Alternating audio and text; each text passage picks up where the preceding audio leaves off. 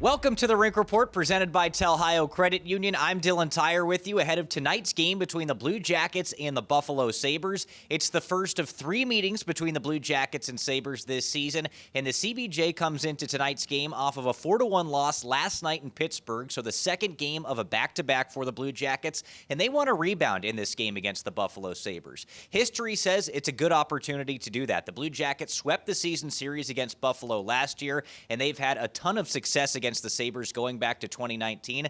But this year, Buffalo's a little bit different. They pack a huge offensive punch. They've got a lot of young talent. This is a very skilled team, so another good test for the Blue Jackets here tonight. And for more on this matchup, let's throw it over to Bob McElligott and TNT's Darren Pang.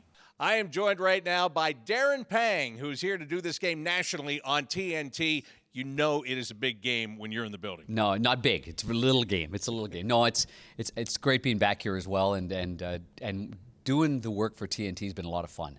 It's invigorating. Everybody has fun. They have fun on the set. I never know what's going to come our way from the set, from the studio. They're creative. They're having fun. And then for our games, I think we're really enjoying it. And I think the players are as well. So seeing Buffalo, I've seen them now 4 times this year, so they've been on the docket. So this is the first time being here and doing a Jackets game, so I'm looking forward to that. Well, I know the players are very excited about being on national TV tonight, but let's talk about these two teams. And first of all, with the Blue Jackets, you know this from being a player and from being a broadcaster for as long as you are. It is tough to be your best every night when you are without a lot of your best players. Oh, it is. It's too good of a league. I mean, when I'm going down the list of injuries, you can't make up for it. You can't bring up players from the American Hockey League that you're trying to help develop there and nurture them and get them ready for the NHL, and then just put them in those spots. I mean, that doesn't happen. So, I mean, how do you compete in this league if you're healthy? You compete with competitiveness and players that are willing to go to bat for one another, players that stick together when it doesn't go your way. It's hard enough, and we've seen enough good teams in the league. Teams like the Calgary Flames, teams like the St. Louis Blues that have been, 100-point teams. They're struggling with full rosters because they're not finding that togetherness. And then now you look at the Jackets, and you can't take out that many great parts and say, okay, well, we're going to just compete with all the best teams in the league. But what you are going to do is you're going to put players in a position now for experience. And it's going to be some tough learning because you're going to put guys that probably should be, fourth, third, second line players. And everybody's got to kind of jump up a little bit. And defensemen that don't usually do what Werenski does every single night, it's hard to replace that. So anyway, it's to go down the list of how difficult it is when you're that injured. We know that. So now it's about little heart, little gumption, little play hard for one another, and compete all night long no matter what happens. Well, still some really skilled guys in this lineup. Johnny Gaudreau and Patrick Laine are 2 of them. How have you liked watching them from the outside? I always liked watching Patrick Kane, who was a winger, and Panarin, a winger, and I always kind of, who's the centerman on that line? And even going back to Marty St. Louis, who was a winger, but he was really the centerman for Steven Stamkos. So to make a long story short, I mean, I like watching the way that Laine gets the puck, looks over, where's Johnny? And, Johnny gets it, he looks over, and it's Boone Jenner, kind of a straight line guy. He can be that guy that goes right to the net, right to the front of the net, and these 2 creative players look for one another. I know from a former goalie's point of view, and I didn't stop very many pucks, but I could imagine how difficult it is, when one of the 2 has the puck, all you'd be worrying about, where's the other guy? And especially if you get them on a one-time position, even the goal that Johnny Gaudreau scored last night in Pittsburgh, I mean, to be on that severe of an angle and to pick the corner in the far side was almost old school. You don't see that a whole lot. I mean, going across the grain, up there, almost reminded me of Gretzky going up against Mike Vernon way back in like 86 or 87. So I enjoy it, and I enjoy Johnny. I enjoy watching him play.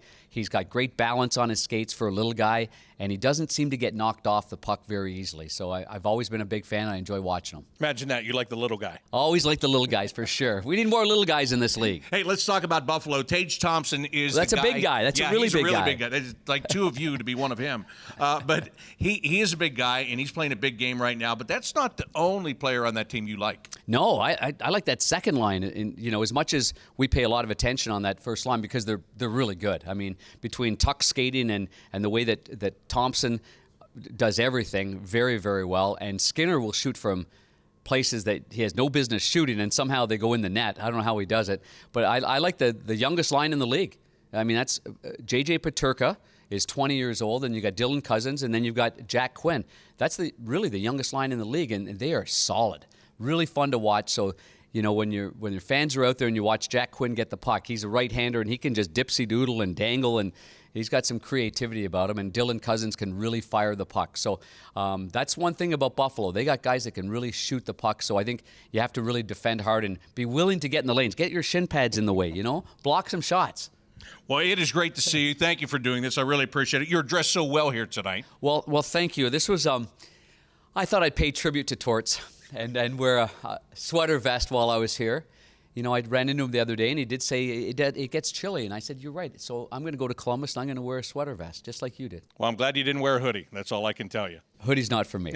Thanks. Darren Pang from TNT. That's the way we see it. Dylan, back to you. Thanks again to Bob McElligott and Darren Pang. And as I talked about a little bit earlier, Buffalo is a much different team this season. They're hovering right around 500, but they score a ton. In fact, they're second in the entire National Hockey League, trailing only the Boston Bruins, averaging 3.8 goals per game this season. That's because they have so much offensive skill on this team, and young skill at that. Tage Thompson exploded onto the scene in the National Hockey League last year, scoring 38 goals. He picked up right where he left off. He leads Buffalo with 16 goals this season, top 10 in the NHL in both goals and points, and it's not just him contributing this year. How about defenseman Rasmus Dahlin? The former first overall pick is second among NHL blue liners in both goals and points. He has been an absolute force this year, and behind those guys, veteran winger Jeff Skinner also playing at a point-per-game pace this season. He's riding a 4-game point streak into this one against the Blue Jackets,